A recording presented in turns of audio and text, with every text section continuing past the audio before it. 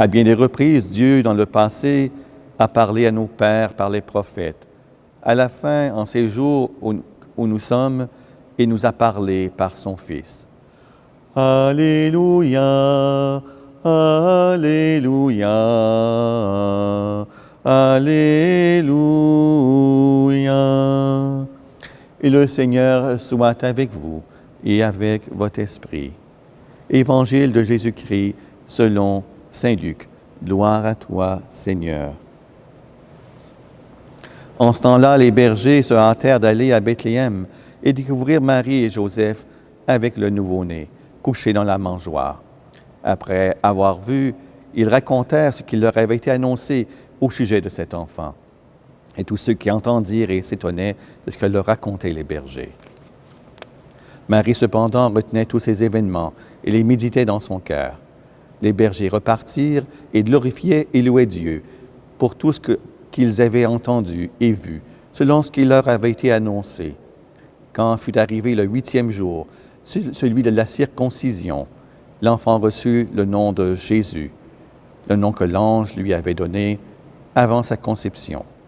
Acclamons la parole de Dieu. Louange à toi, Seigneur Jésus.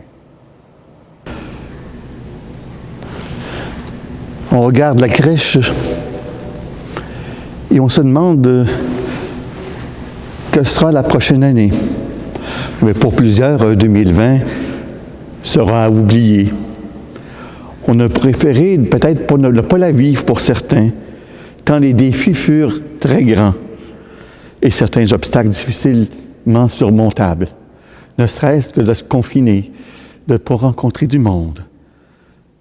On voudrait commencer 2021 sur de nouvelles bases, ou revenir peut-être dans le bon vieux temps, en reculant 12 mois dans le temps pour ne plus entendre parler du virus. Et pourtant, 2021 commencera avec ce qu'il y avait en 2020.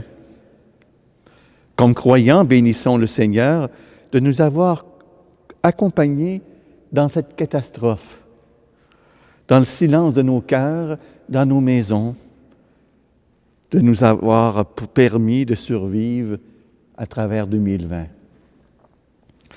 En 2020, nous avons été secoués dans nos habitudes. Nous avons dû remettre en cause plusieurs de nos comportements, changer notre manière de vivre, nos façons d'être. Peut-être avons-nous appris. Nous avons pris du temps pour méditer. Si c'est le cas, continuons. C'est peut-être un bon signe que 2020 nous laisse. L'art de sonder son propre cœur, de revenir sur les événements. Bref, il importe d'adopter l'attitude de Marie qu'on vient d'entendre dans l'Évangile en nous demandant ce que nous retenons de cette année 2020 pour accueillir la grâce du Seigneur pour celle qui vient. Marie s'est laissée interpeller et saisir par des faits qui ont eu des répercussions sur l'avenir spirituel de l'humanité. Marie, là, elle ne savait pas grand-chose, encore moins que nous autres, sur le salut. Tout s'écrivait au fur et à mesure par ses actes et ceux de son Fils, Jésus. Laissons-nous instruire par son attitude de mère. Accueillons nos interrogations sur la vie, notre étonnement devant ces changements, et voyons-les comme une occasion de grandir dans la foi, l'espérance, la charité, nos 3 vertus théologales. À l'aube d'une nouvelle année dont nous ignorons la teneur, même si on sait un peu comment ça va commencer, nous sommes appelés par Dieu à devenir des êtres de bénédiction. Souhaitons le bien autour de nous. Et nous serons le recevoir à notre tour bientôt ou un jour. Un bien qui demeure restera enraciné dans la profondeur de notre être. La première lecture nous dispose bénir et être béni. Qui ne connaît pas, du moins si vous l'avez pratiqué, cette tradition dans des foyers de la bénédiction paternelle. Oh, ça peut être la mère aussi, hein? Mais c'est pour dire que ce rôle de nous bénir en famille, comme nous sommes probablement en famille, c'est une occasion de nous bénir. Si vous êtes simplement un couple, en couple, bénissez-vous, pourquoi pas? Bien, le Seigneur souhaite tant nous bénir, mais ne le fera pas sans nous. Répandons sa bénédiction, appelons ses bienfaits au cœur de notre vie et de celle de nos contemporains. Cette première journée de la nouvelle année, ce soir, on est la veille, on est dans la vigile, hein, est aussi la journée mondiale de la paix. L'Église catholique l'a établie en 1968 comme un fruit du Concile Vatican II et un appel au monde de travailler avec plus d'ardeur pour la paix en contexte de mondialisation. En demandant la bénédiction qui vient du Seigneur, c'est la paix que nous souhaitons vivement pour notre monde et pour chacun et chacune de nous. Nos relations sociales sont profondément affectées par tous les bouleversements de cette année 2020 que nous avons vécue. Dans l'incertitude, nos balises intérieures sont ébranlées. La paix continue, alors la paix devient alors un bien qui est précieux pour la prochaine année.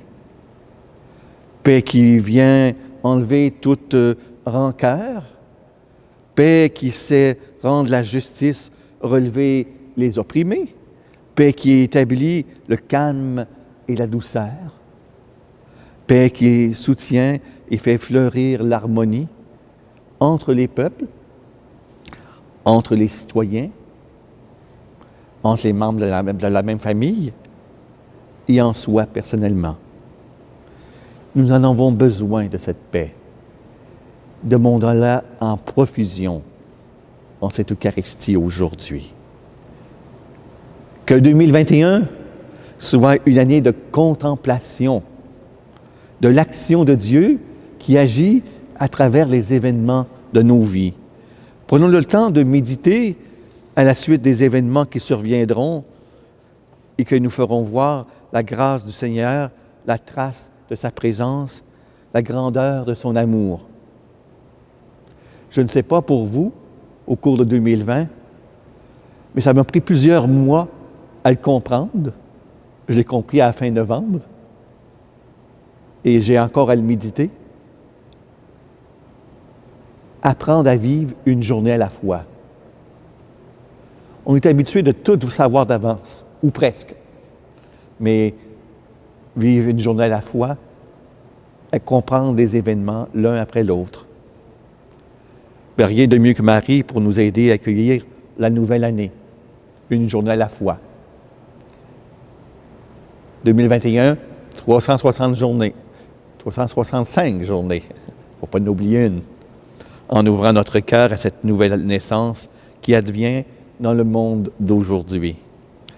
Partons ainsi dans un regard différent de ce que nous sommes devenus et en ce que nous sommes appelés à devenir, comme peuple, comme humanité, comme Église, comme fils et filles de Dieu.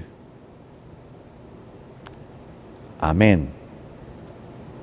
À Notre-Dame,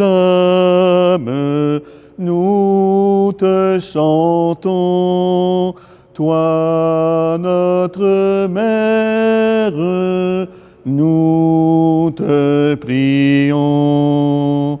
Toi qui portes la vie, toi qui portes la joie, toi que touche l'esprit, toi que touche la croix, toi Notre-Dame,